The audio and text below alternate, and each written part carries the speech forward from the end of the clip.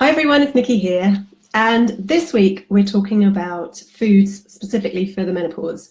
Menopause has been in the news this week. It's been on Women's Hour all week, or last week, and for good reason. Women are starting to talk about it, celebrities are starting to share their experiences, and menopause is finally getting out there and shedding its taboo status, and women are getting more help because they're talking about it more, so that's brilliant. What tends to be sort of dominating the discussions is sort of HRT or other aspects of the menopause. That is great to talk about, but often, natural solutions aren't really focused enough. And I think, actually changing your diet and lifestyle can have a massive impact on your symptoms. So I wanted to just go through today some things that you can do to eat your way through menopause and have a significant impact on some of your symptoms.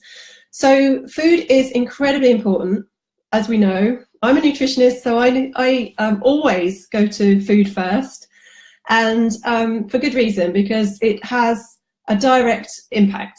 So food is information, it's not just calories, and it sends a message to your hormones to nourish them and tell them what to do, or to disrupt them and make you feel pretty rotten.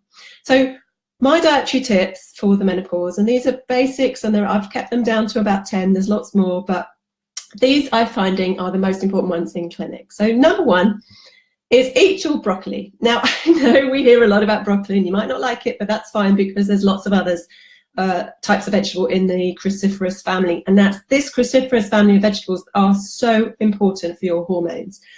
They have a special compound in them called DIM, and that can actively help to regulate your estrogen levels. Now, while you're going through menopause, your estrogen can be up and down, and this helps to stabilize it and make sure you've got enough, but not too much. Now, if your liver's got a lot of toxins as well, it helps that whole process. So we want to be looking at 1 to 2 portions of cruciferous vegetables a day, and the list is quite long. So you can have broccoli, cauliflower, cabbage, kale, Brussels sprouts, rocket, watercress, radish, and there are some more, Swiss chard. Have a look on Google and you'll get the whole list, but really concentrating on those types of vegetables. Number 2 is to keep hydrated. We all talk about the importance of water, but as you get older, you kind of don't get your first response as much as you used to when you were younger, so you kind of forget, and if you're busy you might forget to have that water. So you really need to be making sure you've got a constant source of water on the go. But don't forget that fruit and veg and smoothies and tea and coffee all add to your water consumption, so you can include those as well. Number 3, fat. Fat is your friend. Good healthy fats, absolutely essential for a smooth menopause. We need them for hormone production, we need them for absorption of crucial minerals and vitamins that we need, and we need fat to keep our blood sugar stable, because blood sugar imbalances are one of the biggest hormone disruptors. So also fat's really good for filling us up, so we don't need those extra snacks between meals. Best fats obviously are the healthy ones, so olive oil, coconut oil, avocados, nuts, seeds, oily fish, all that stuff, all that good stuff. Number 4 is go organic. Now, the reason I go on about organic so much is that the pesticides and the fertilizers that are used to grow non-organic produce are known hormone disrupting chemicals. So, it's just a no-brainer that we try and avoid them as much as possible. And you can't get organic for everything, and that's fine too, and it is a bit more expensive, but it's really worth avoiding those chemicals because they are going to mess with your hormones. Number 5 is stop the snacking. Now, we're in the past, nutritionists used to tell us to eat little and often, balance your blood sugar. But actually, if you're not diabetic or hypoglycemic, that is not a very good thing to do, because what it does is it just constantly supplies your body with glucose, and your body never ever gets a chance to burn any fat. So you want to get a little bit of a fast in between meals, and that uses up all your sugar supplies and tells your body, oh, you haven't got any sugar left, so let's burn some fat, shall we?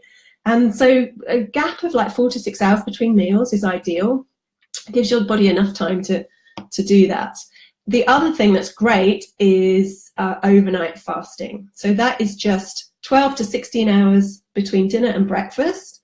So if you have your dinner at 7, then a minimum of 7 a.m. in the morning. If you could make it till 11 a.m., you've got a 16-hour overnight fast, and that is a really good way of telling the body to burn some fat. It's also very good for insulin sensitivity too. It gives you the similar benefits to intermittent fasting, but it's not quite as hard to do. Number 6 is get lots of fibre. Now, fibre is found in whole grains, vegetables, fruit, oats, beans, seeds, all that stuff. And it's really, really good at getting your waste through the gut, toxins out, and excess hormones out as well. So you really want to be looking at around about 35 grams a day is really good. So that would look like an apple, a cup of lentils, 2 tablespoons of flax seeds or a tablespoon of chia, and a cup of broccoli. So actually it's not that much, but just make sure that they're in there. Number 7 is phytoestrogens. Now, these are plant-based compounds that you get in certain foods that help to regulate your estrogen. And they can be really good for menopausal symptoms. Now, the biggest source of these phytoestrogens is flax seeds or linseeds. Also, you can get them in lentils and chickpeas, but the flax seeds are by far the most abundant with them. So I always tell people to get at least a tablespoon to 2 tablespoons of freshly milled flax seeds into your foods every day. You can put them in your breakfast, your smoothies, your soups, your stews, your porridge, your yogurt, whatever you fancy. Number 8 is, this is the most popular one, isn't it? Alcohol. And you don't have to give it up completely. Just go alcohol free for a few nights a week if you can. Now, those of you on dry January, I salute you. Didn't quite make it for the whole month, but it's a great way of giving your liver a rest. Now, what the alcohol does is it imbalances your blood sugar. It messes with the gut lining as well. So if you've got any gut problems or autoimmune or anything like that, and it's going to make that worse, it's going to mess with your sleep. It's more likely to make you feel groggy the next day, and it's a bit of a stress on the body. So try a few nights, more nights off than on. And if you are drinking, try and stick to like red wine, which at least has a few more polyphenols in it. So I hope that's been useful. Do let me know in the comments if you've got any comments on any of these things that I've mentioned today.